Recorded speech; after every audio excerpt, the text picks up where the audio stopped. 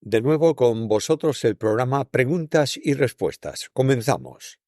Ital Medina dice, quisiera preguntar si tiene en su agenda visitar Ciudad de México este 2025. Sería de mucha bendición. Dios guarde su vida, le mando un fuerte abrazo. No tengo programado ningún viaje a México este año. Es un año en el que estoy reduciendo mucho el ministerio exterior por necesidad de descanso. Bruno R. Flores.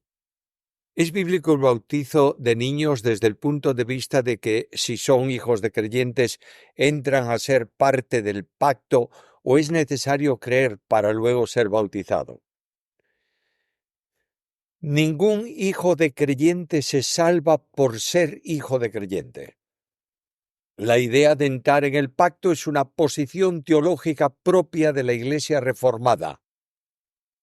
Jesús estableció el bautismo para discípulos, Mateo capítulo 28. Por tanto, no hay ninguna enseñanza en la Escritura que justifique el bautismo de niños, sino que la ordenanza está establecida para los que han creído. Jorge Piña. El argumento de la Iglesia evangélica es que la Iglesia católica se desvió en algún punto de la historia, es decir, que desde el siglo I ha habido salvos hasta el siglo XVI.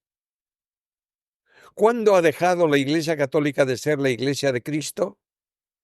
¿Habrá salvos dentro de esa Iglesia? Bueno, son varias preguntas, voy a procurar sintetizar el tema. La Iglesia católica es una denominación del cristianismo, como puede ser la Iglesia anglicana, la luterana, etc. Las desviaciones de las verdades bíblicas no se produjeron de una sola vez, sino que se produjeron a lo largo del tiempo. Ahora, Dios salva a los que creen, estén en una o en otra iglesia. Por tanto, la Iglesia católica tiene serios problemas doctrinales, pero eso no significa que si hay entre sus miembros quienes han creído en Cristo por fe, son salvos como en cualquier otra denominación. No olvidemos que para Dios no existen iglesias, sino la única Iglesia de Cristo. Jorge Piña. ¿Podría explicarnos Santiago 2:24? Los católicos dicen que este texto refuta la sola fide de la Iglesia protestante. Para entender el sentido de ese texto, que la justificación no es solo por fe, sino por obras, debe considerarse lo que Santiago está enseñando. Hay algunos que afirmaban tener fe, pero sus obras no concordaban con esa fe. Por tanto, la fe que no produce obras es muerta en sí misma, es decir, no sirve para justificación. La verdadera fe produce obras, de modo que para afirmar la justificación por la fe, es necesario mostrar obras que autentifiquen esa fe, de manera que la mera fe se convierte en una aceptación mental si no produce obras. En ese sentido, las obras manifiestan la realidad de la justificación, es decir, operación eficaz de la fe. Nadie que ha sido salvo ejerciendo la fe deja de producir obras conforme a ella. Así Rahab manifestó su fe por medio de las obras, porque como el cuerpo sin espíritu está muerto, así también la fe sin obras está muerta. Santiago 2:26. Ángela Silva. Lo de la bendición de la primogenitura y la doble porción en lo que es el Antiguo Testamento, todo apunta a Cristo. Creo que lo podemos ver en Filipenses 2:1-11. ¿Qué cree, Pastor Samuel? No hay duda del simbolismo de las antiguas enseñanzas sobre primogenitura que se cumplen definitivamente en Cristo, si bien la diferencia es muy notable. En la antigua dispensación, el primogénito compartía la herencia con sus hermanos, aunque él tenía una porción especial, mientras que Cristo, como unigénito del Padre, tiene toda la herencia que le corresponde a él, como unigénito, y comparte esa herencia con nosotros. Ángela Silva, cuando la Biblia dice, tú ora en lo secreto que Dios te recompensará en público, Dios te recompensará en público, ¿está en los manuscritos de más confianza para la fe cristiana? La segunda frase, te recompensará en público, no está en los manuscritos más seguros. De modo que los códices más firmes, que tienen muy pocas alteraciones, dice, ora en secreto y tu Padre que ve en secreto te recompensará. Y solo afirma que cuando tú oras en lo secreto, Dios te recompensará, no en público, sino que te recompensará a ti. Juan Méndez Pérez, Efesios 1:5, en amor, habiéndonos predestinado para ser adoptados hijos suyos por medio de Jesucristo, según el puro afecto de su voluntad. Mi petición o pregunta es, ¿podría ampliar la palabra afecto que aparece en el versículo leído, es decir, desmenuzar esa palabra desde el término griego, por favor? La palabra en el texto griego denota beneplácito, buena voluntad, deseo, propósito. Todos sabéis que una palabra griega puede tener varias acepciones en castellano. La predestinación tiene que ver con el destino de creyentes, no de incrédulos. La razón de la predestinación del creyente, que lleva aparejada la adopción como hijos, es el puro afecto de su voluntad. Eso armoniza plenamente con todo cuanto antecede. Cuando el Padre eligió un pueblo, tomó la determinación de adoptarlo como hijos suyos, motivado únicamente por amor, que motiva y dinamiza la voluntad de Dios. En ese sentido, no se trata de un acto de pura soberanía, sino de supremo deleite, el puro afecto. El acto o los actos creadores de Dios son expresión de su soberana voluntad, pero solo la adopción está relacionada con el deleite, conforme al puro afecto de su voluntad. Por esa causa, Dios se deleita en la salvación de los pecadores. Isaías 5:4, Ezequiel 18:23, Ezequiel 33:11, Oseas 11:8, Mateo 23:37. La elección, el destino eterno y la adopción son la manifestación de la libre y amorosa determinación de Dios, adoptada por la voluntad salvadora de Dios. Lo que el creyente es. El ser del creyente viene determinado y se ajusta a la voluntad de Dios, que comprende absolutamente todo. Juan Méndez Pérez, Efesios 1:10, de reunir las cosas en Cristo en la dispensación del cumplimiento de los tiempos, tanto las que están en los cielos como las que están en la tierra. ¿Qué es lo de reunir todas las cosas en Cristo, tanto las que están en los cielos como las que están en la tierra? La voluntad divina tiene un propósito, que nace en la eternidad y que se lleva a cabo en el tiempo histórico de los hombres. El propósito divino se manifiesta en la revelación apostólica como reunir todas las cosas en Cristo. El verbo que utiliza Pablo expresa la idea de recapitular. Esto nos lleva a considerar tres aspectos del propósito divino expresado en esa palabra. 1. Restaurar todo en Cristo, apoyada especialmente en el prefijo que puede indicar repetición, lo que supondría volver a tomar todo. En ese sentido, Cristo restaura, retoma, repara, renueva todas las cosas, retornándolas a su estado primitivo, lo que concuerda plenamente con la idea de renovación propia de la economía mesiánica. Sin embargo, esta interpretación no agota el contenido de la obra de Cristo, que más que una renovación es la unión de muchos en él. 2. Reunir, bien sea bajo un jefe o cabeza, en el caso de Cristo, todas las cosas. Sin embargo, también debe tenerse en cuenta que la raíz etimológica mayormente admitida para la palabra, como se dijo antes, no es la de cabeza, sino la de resumen.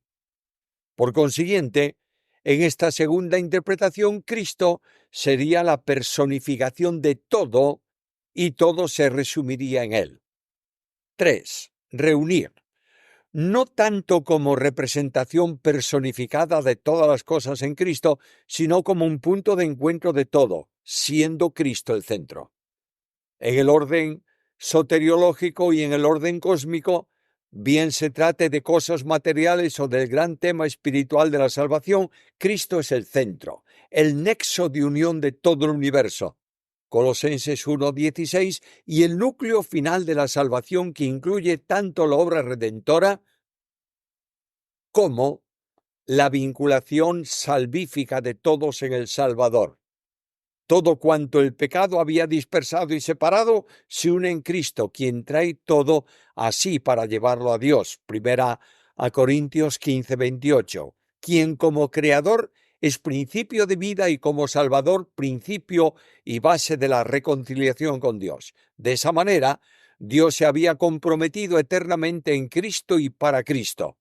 Por tanto, la palabra utilizada puede considerarse como vinculada con cabeza, en cuyo sentido Jesús es la suprema autoridad de todo en cielos y en tierra, como aparece ahí en la epístola, en el capítulo 1, versículo 22, como también vincularla con reunir, en cuyo caso Jesús es quien reúne todas las cosas para ponerlas nuevamente bajo la autoridad definitiva de Dios.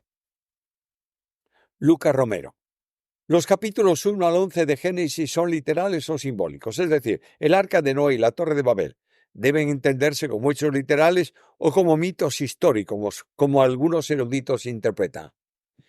El relato bíblico, no importa en qué parte de la Biblia esté, es siempre literal y nunca alegórico, salvo que diga que es una alegoría. Pero lo dice la Biblia en su momento. Y mucho menos, ningún relato es mitológico, como algunos liberales humanistas tratan de enseñar.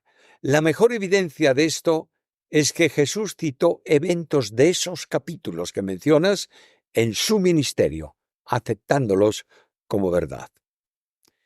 Pirlo. Estudiar teología es un rompecabezas para mí. Lamentablemente, a 4 años de estudio, aún lo sigue siendo. He pretendido cambiar a alguna otra religión, pero no siento el mínimo interés, pues he creído lo que la Biblia enseña como la máxima fuente de conocimiento. ¿Por qué habría de buscar en otro lado, en otras ciencias o filosofías del mundo? Permíteme una pregunta. ¿Tienes la seguridad y certeza de que Jesús es tu Salvador personal? ¿Le has entregado tu vida en un acto de fe? Si puedes responder afirmativamente, entonces el Espíritu te capacita para la comprensión de la palabra. La teología es complicada cuando los maestros son expertos en ciencia teológica, mantenedores de posiciones teológicas, pero no tanto bíblicos, en el sentido de enseñar lo que Dios revela para aplicarlo a la vida. Mi consejo es que busques una institución académica bíblica para estudiar teología bíblica desde los primeros pasos. Un hermano, para que alguien pueda creer en Jesucristo debe escuchar el Evangelio. ¿Qué forma o contenido debe tener esto? Por ejemplo, ¿puede ser el Evangelio algo expresado con mis propias palabras de manera muy breve y concisa o debe ser una exposición más detallada, incluso citando pasajes bíblicos relevantes? No sé si me doy a entender. Mira, depende del tiempo que tengas para explicar el Evangelio. Pablo fue brevísimo con el carcelero de Filipos: cree en el Señor Jesucristo y será salvo. Pero fue larguísimo con los atenienses. En el primer caso, con el carcelero no tenía mucho tiempo, pero con los atenienses tenía bastante porque fue llevado al Areópago para que explicase lo que él creía. Aprovechemos la ocasión, el tiempo y el auditorio para predicar el Evangelio bíblico, evitando el pseudo-evangélico que se predica en muchos casos hoy. Un hermano. Será mejor tolerar y callar respecto a diferencias doctrinales, por ejemplo, sobre dones del Espíritu Santo o seguridad de salvación para mantener la paz y la armonía con hermanos de mi misma iglesia. ¿Y qué tal con otros que no son cercanos, pero que deciden compartir sus convicciones conmigo? Al dar mi opinión contraria, mi experiencia ha sido que esas discusiones rara vez concluyen positivamente, pero siento responsabilidad de compartir lo que a mí me parece acertado por las Escrituras. La doctrina general no es preciso defenderla con discusiones que radicalizan a cada uno, porque cada uno quiere mantener su posición. Tenemos que predicarla. Un buen sistema es formularle al que no cree exactamente como nosotros preguntas y pedirle que las responda con la Biblia. De manera que sobre la seguridad de salvación le dejamos 3 o 4 textos que afirman esa seguridad y le preguntamos cómo los interpreta. Le hacemos observar con la Biblia que algunos dones como sanidades estaban en declive al final de la era apostólica, puesto que hay recomendaciones para hallar algún remedio para esas enfermedades, y se enseña además que la oración de fe es la que salva al enfermo. Una vez dejado el elemento de reflexión, no nos peleemos. Oremos intensamente al Señor para que el Espíritu les conduzca a toda verdad y descansemos en Él. Vídeos a mi amiga Jimé. En primera de Juan 3:15 dice: ningún homicida tiene vida eterna permanente en él. Poner permanente es un énfasis o la traducción no es la mejor para la frase, porque la vida eterna es en sí permanente. El texto griego dice palabra por palabra: todo el que aborrece al hermano de él homicida es. Y sabéis que todo homicida no tiene vida eterna en él que permanece. Es decir, el homicida no tiene vida eterna y por tanto no tiene vida eterna que permanece como la del verdadero creyente. Los homicidas no son hijos de Dios sino del demonio. Vosotros sois de vuestro padre el diablo y los deseos de vuestro padre queréis hacer. Él ha sido homicida desde el principio y no ha permanecido en la verdad, porque no hay verdad en él. Cuando habla, de suyo habla, porque es mentiroso y padre de mentira. Juan 8:44. Por tanto, el aborrecimiento o el odio contra un hermano es prueba de no tener vida eterna. Quien tiene vida eterna la tiene permanentemente en él, ya que la salvación que comporta tener vida eterna no puede perderse. La palabra traducida por permanente es el acusativo femenino singular del participio presente en voz activa del verbo permanecer, de modo que no cabe otra traducción que la que aparece en el texto que citas. Tal vez sería mejor, aunque suene de una forma menos sonora, permitidme la redundancia, la traducción literal: todo el que aborrece al hermano de él es homicida. Y sabéis que todo homicida no tiene vida eterna en él, que permanece. Juan Carlos Emanueli, ¿podrías explicar Job 4:13-21? El libro de Job es poético y tiene figuras propias de la poesía. Elifaz dice lo que él dice de él mismo, que tuvo visiones. No se sabe si fueron reales o figuradas, en las que asienta la argumentación de su discurso en contra de Job. La idea de todos los amigos de Job es que éste estaba siendo tratado por Dios como corresponde al pecado que había en él, y que él no reconocía y no confesaba. Por eso le recuerda que Dios es tan perfecto y glorioso que no confía en sus ministros y considera a sus ángeles como faltos de entendimiento, siempre en comparación con él. Por tanto, tenía razón de acusar a Job, ya que el pensamiento de aquel tiempo era que Dios no permitía sufrir al justo, pero sí lo hacía con los impíos.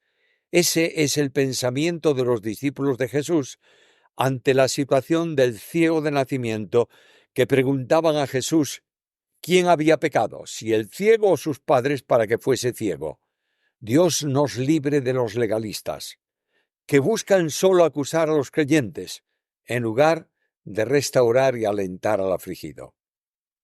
Vicente Rojas, cuando pueda, responda desde su aprendizaje: ¿dónde van los suicidas?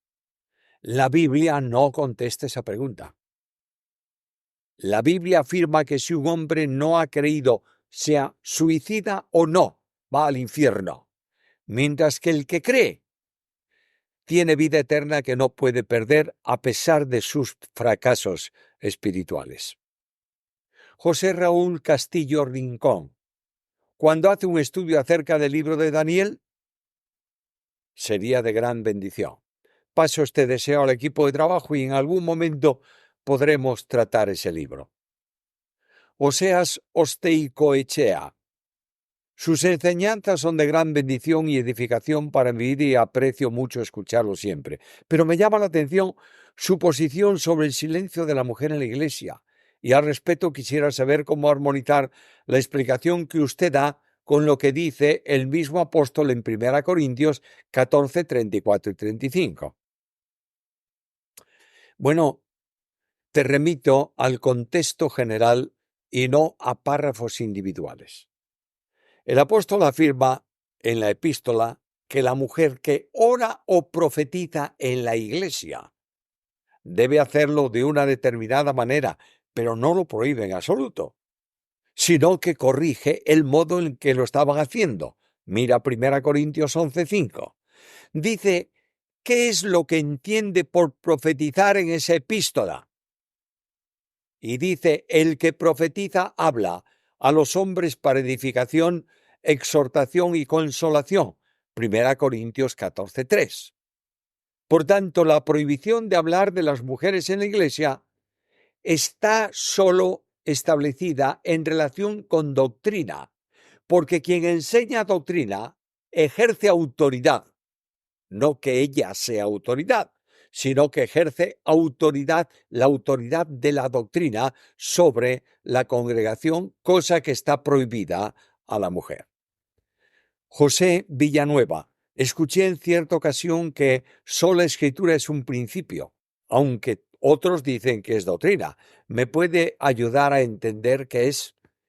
Sola escritura es una expresión que resume la doctrina de la autoridad de la Biblia. No hay autoridad en materia de fe y conducta más que la Biblia. Por tanto, esa expresión indica que la Iglesia reconoce únicamente la autoridad de la Escritura y que no hay ninguna otra autoridad para la Iglesia fuera de ella. Super Matusalén. ¿Qué puede pasar si una mujer que sabe que no puede ser pastora, pero aún así hace caso omiso a lo estructurado y asume dicho rol? Mira, la desobediencia en cualquier cosa es contraria a lo establecido por Dios y genera la rotura de la comunión con Dios y la privación de las bendiciones que recibe aquel que está en comunión con Él. Ezequiel Navarro, contéstame, por favor. Cuando me has contestado la pregunta sobre la diferencia entre sinergismo y energismo, sigo sin entenderlo. Porque Arminio decía que el libre albedrío del hombre estaba muerto. Creía en la depravación total. Él decía que el libre albedrío podía aceptar la salvación solo si la gracia asistía al libre albedrío. Con este concepto de Arminio no veo la diferencia con el energismo del doctor Lacueva. Mi querido amigo, tienes un error muy serio. Porque Arminio no decía nunca que el libre albedrío estaba muerto. Sí, y tampoco creía en la depravación total. No te inquiete comprender lo que es sinergismo y energismo, porque son posiciones filosóficas dentro de la enseñanza general de la salvación. Palabras que no aparecen en la Biblia, que son tomadas de la filosofía para explicar con esas palabras conceptos y ponerlos al alcance de la persona. Lo que tienes que entender con claridad son dos asuntos fundamentales. Uno, Cristo no murió por algunos, sino por todos, de modo que todo aquel que cree es eternamente salvo. 2. Dios actúa en el hombre caído para que pueda ser convencido de pecado y acuda al Salvador, de modo que Dios es el que obra para la salvación del perdido. Ahora bien, el sinergismo proviene de la palabra griega que significa trabajar juntos. En la teología, este término se refiere a la idea de que la salvación es el resultado de una cooperación entre la gracia de Dios y la voluntad del hombre. Según el sinergismo, la gracia de Dios no anula la libertad humana, sino que la capacita para responder positivamente al llamado divino. En otras palabras, Dios actúa para ofrecer la salvación, pero la persona tiene que colaborar con la gracia y aceptar la invitación de la salvación. El energismo, por otro lado, es una teoría más específica y menos común en los debates teológicos modernos, aunque fue más relevante en las discusiones teológicas de los primeros siglos del cristianismo. El término energismo proviene de la idea de que la gracia de Dios actúa como energía o fuerza que impulsa la voluntad humana. Sin embargo, a diferencia del sinergismo, que ve una interacción más equilibrada entre voluntad humana y gracia, el energismo tiende a subrayar el carácter más activo de la gracia divina.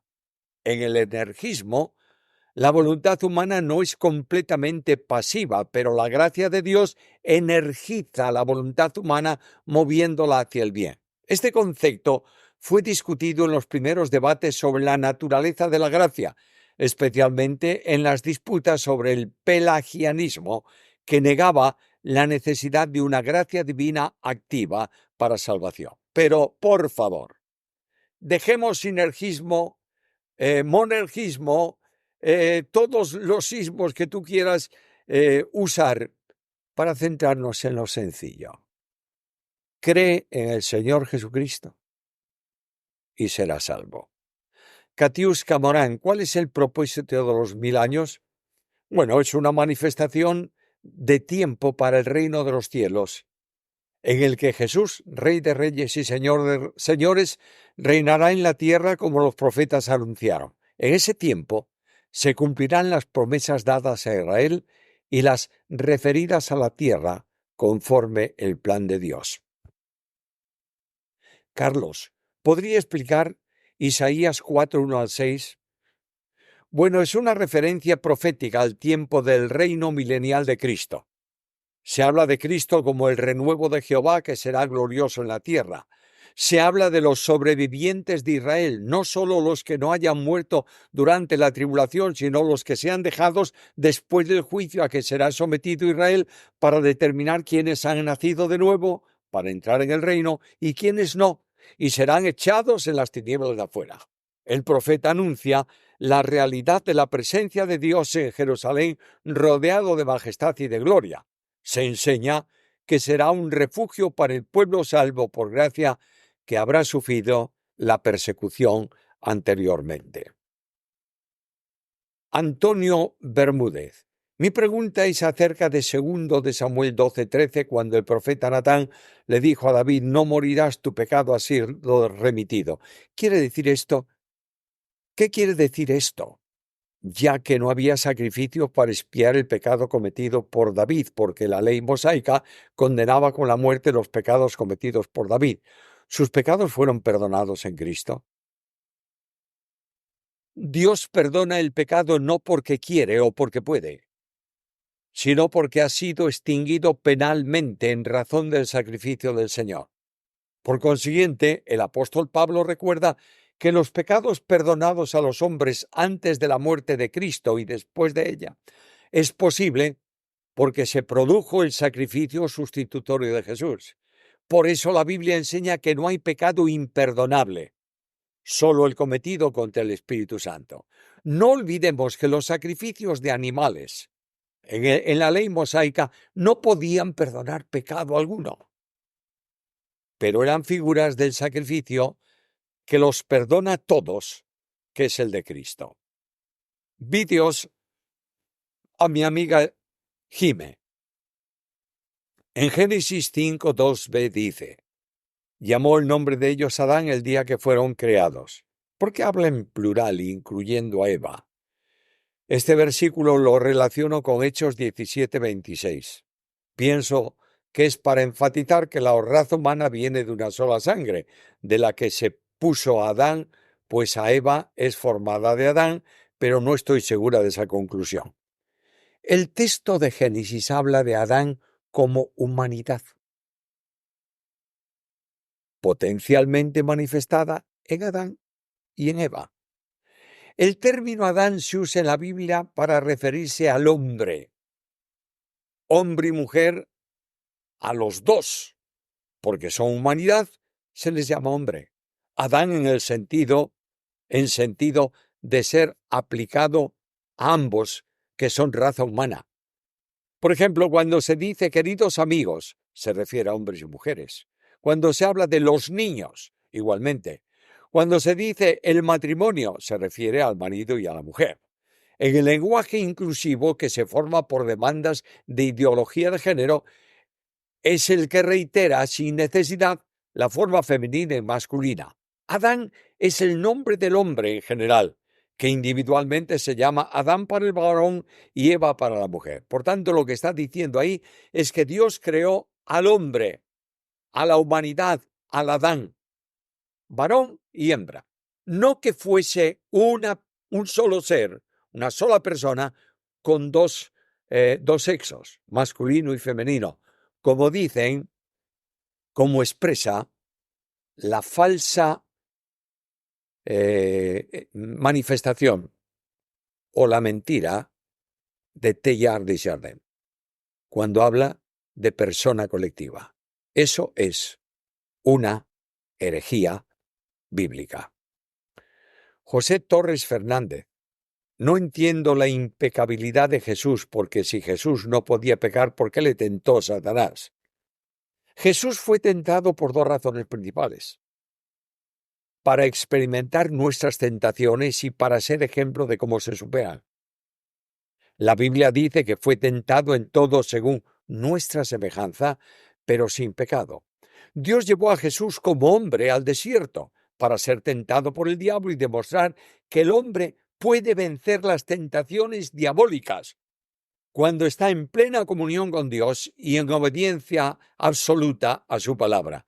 Pensar que Jesús pudo haber pecado es afirmar que Dios pudo haber pecado, puesto que Jesús es Emmanuel, Dios manifestado en carne, cosa absolutamente imposible que pudiera pecar. Osvaldo Ismael Celarayán: tengo una pregunta respecto a estos pasajes. Génesis 30, 14, 15. Fue Rubén en tiempo de la siega de los trigos y halló mandrágoras en el campo y las trajo a Lea su madre y dijo Raquel a Lea: te ruego que me des de las mandrágoras de tu hijo. Y ella respondió: es poco que hayas tomado mi marido, sino que también te has de llevar las mandrágoras de mi hijo. Y dijo Raquel: pues dormirá contigo esta noche por las mandrágoras de tu hijo. Mi pregunta es la siguiente: ¿para qué quería Raquel las mandrágoras? ¿Acaso existía en aquel tiempo alguna creencia de que esa planta produciría algún efecto en alguien estéril? La única respuesta es que le gustaba esa fruta, que la vio en las manos del hijo y le apeteció comerla. Y le pedía a la madre de Rubén que las compartiera con ella. No hay ninguna creencia afrodisíaca o sanadora o restauradora de la fertilidad que aquellos pensaran que tenía ese fruto. Terminamos nuestro programa del día de hoy. Os invitamos a estar presentes en el siguiente. Os rogamos que si lo que estamos poniendo en el canal resulta de bendición, invitad a otros a suscribirse al mismo para ser edificados también como vosotros. Mientras tanto, a Dios sea la gloria por permitirnos realizar este trabajo y a vosotros sus bendiciones por Cristo Jesús.